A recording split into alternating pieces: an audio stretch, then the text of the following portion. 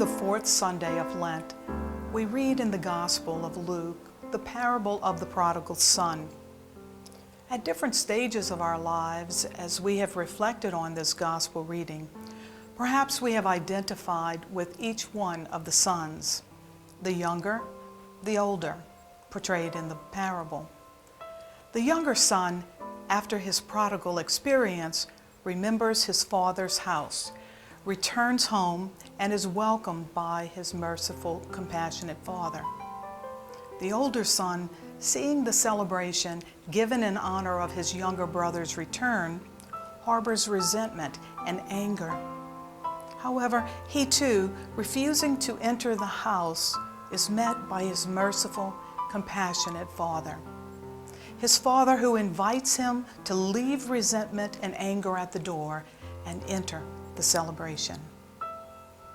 Even though we may have identified with each of the sons at different stages in our lives, during this year of mercy, let us focus on and pray with the parable's image of the merciful, compassionate Father.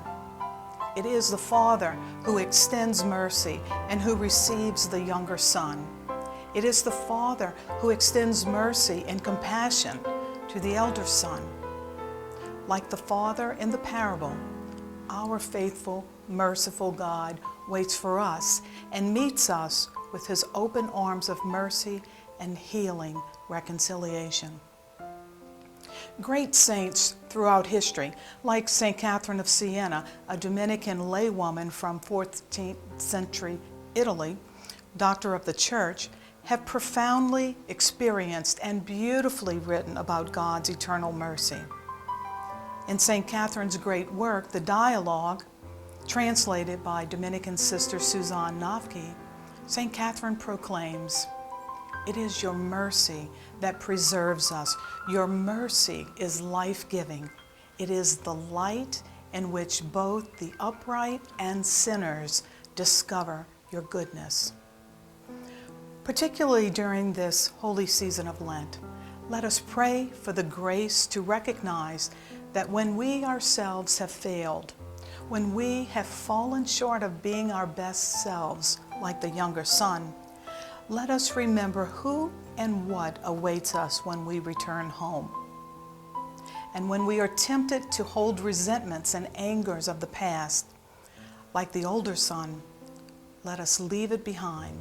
Let us have the courage to leave at the door whatever it is that keeps us from opening our lives to the mercy of God. Whether we have acted like the older or younger sons, or like the Pharisees and the scribes, now let us return to the Lord, and during this year of mercy, let us prepare, be reconciled, enter the celebration, and discover the goodness of God that preserves and sustains us. Lent is a time to try, show, and live God's mercy.